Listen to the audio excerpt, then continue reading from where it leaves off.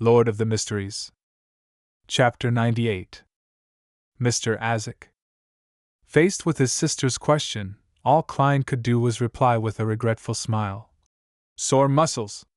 He originally believed that by consuming the sequence potion, his constitution would be enhanced as a beyonder, but the harsh reality told him that a seer's stats points were all allocated to his spirituality, mind, intuition, and interpretation. It didn't aid him in adjusting to combat training quickly. As for the original Klein, he had focused on his studies early on and had suffered from malnutrition. That led him to possess a below-average physical condition. The fact that he was having after effects from working out was to be expected. Sore muscles? I remember you returning after dinner last night, and you didn't do anything else. Does alcohol cause sore muscles? Melissa inquired with an inquisitive look. Does alcohol cause sore muscles? Sis, that question can't help but make me have inappropriate thoughts. Klein laughed dryly and said, No, this has nothing to do with alcohol. It was from yesterday afternoon. I joined the company's combat training. Combat? Melissa was even more astonished. Klein organized his thoughts and said, Well, this is what happened.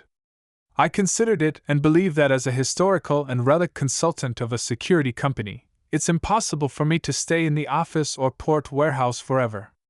Perhaps there will come a day when I have to accompany them to the villages or an ancient castle, to the site of some relic. That might require me to hike, to cross rivers, and to walk a lot. I'll have to endure all sorts of tests posed by nature, so I have to possess a sufficiently healthy body. So you joined combat training to enhance your stamina? Melissa seemed to understand her brother's intention. That's right, Klein answered with great affirmation. Melissa said with a frown. But that isn't gentlemanly. Don't you always keep yourself to the standards of a professor? A professor only requires the ability to read historical documents, ponder over difficult questions, and maintain a polite and gentlemanly demeanor. Of course, I'm not saying that those aren't all good things.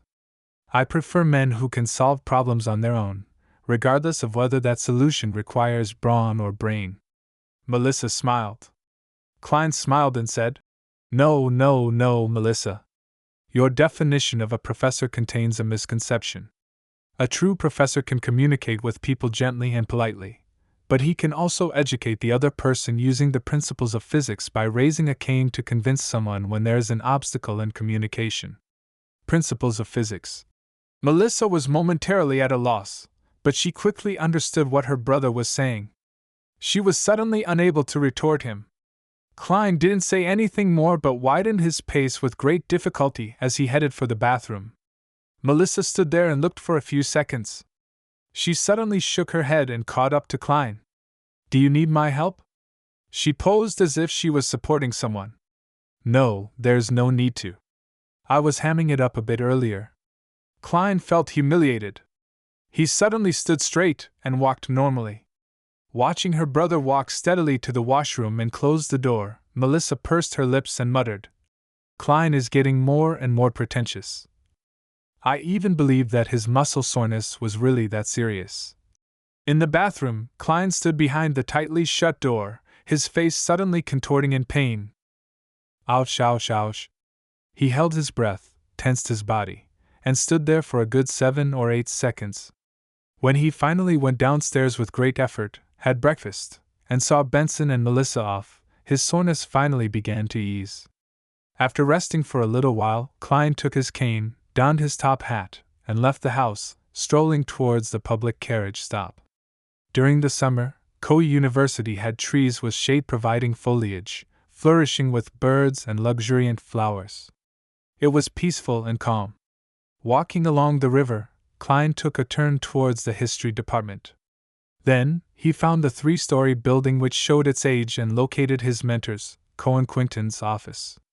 He knocked and entered the room, but he was shocked to see that the man sitting at his mentor's seat was the academic, Azik. Good morning, Mr. Azik, where's my mentor? We made an appointment by letter to meet here at 10. Klein asked, puzzled. Azik, who was Cohen Quinton's best friend and often debated with his mentor regarding academic topics, smiled and said, Cohen had a last-minute meeting and went to Tingen University. He asked me to wait for you here. He had bronze skin, an average height and build, black hair, brown eyes, and gentle facial features. Being in his presence brought on an indescribable feeling, as though you could see in the man's eyes that he had been through the vicissitudes of life. Under his right ear was a tiny mole that one wouldn't notice unless closely examined. Having said the reason, Azik suddenly frowned as he carefully observed Klein. Feeling confused by the sudden scrutiny, Klein looked at his attire. Have I committed some breach of etiquette? Tuxedo, black vest, white shirt, black bow tie, dark-colored trousers, leather boots with no buttons. Everything seems normal. Azik's brows eased and he chuckled softly.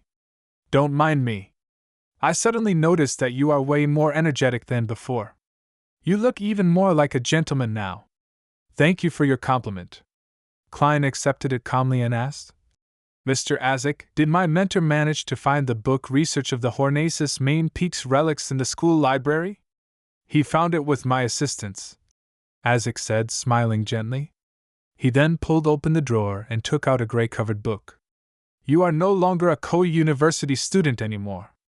You can read it here, but you cannot take it home. All right. Klein delightfully took the academic monograph, and with a hint of fear. The book's design was fully in line with the current trends.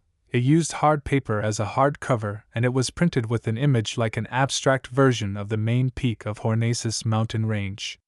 Klein took a glance and found a seat. He flipped open the book and started reading carefully, line by line. As he became engrossed in the book, he suddenly realized that there was a cup of rich and fragrant coffee by his side. Help yourself to the sugar and milk.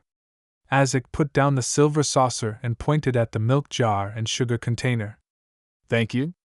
Klein nodded with gratitude.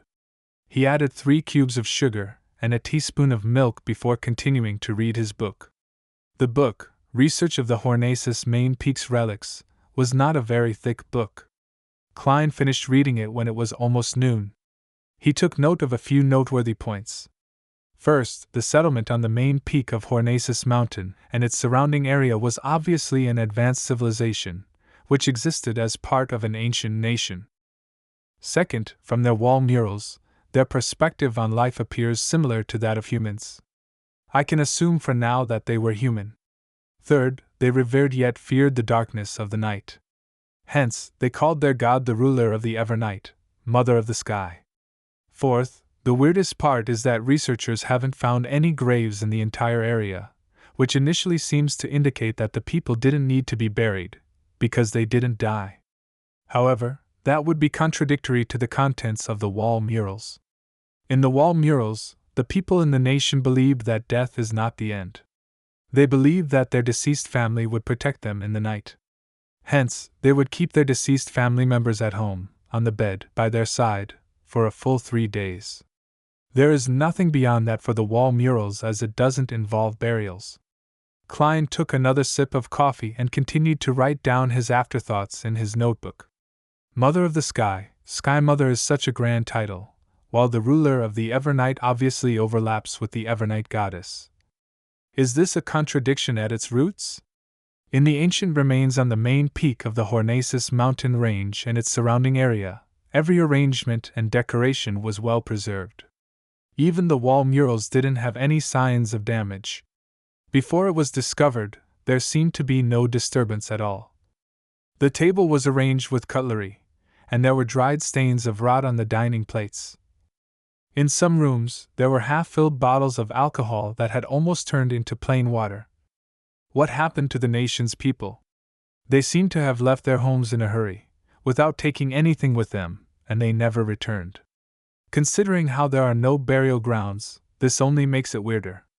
The author, Mr. Joseph, also mentioned that when he first discovered the remains, he even had the belief that the people residing there had just vanished all of a sudden. Klein stopped writing and cast his gaze at an illustration. On John Joseph's third visit to the main peak of the Hornacis mountain range, he had used a new camera model to shoot a monochrome photograph. In the photo, the lofty palace had a collapsed wall and was overgrown with weeds. It followed a grandeur style for its design. When he flipped to the photograph, Klein's first thought was that of the palace he had seen in his dream. The two styles were identical. The only difference was that the one he had dreamed of was on a peak, and it was way more magnificent. It also had a huge chair, a seat of honor, that looked like it didn't seat a human. Countless translucent maggots clustered together and squirmed slowly beneath the chair. I can confirm that my dream is related to the ancient remains on the main peak of the Hornaces mountain range. That should be the nation of the Evernight which was referenced in the Antigonus family's notebook.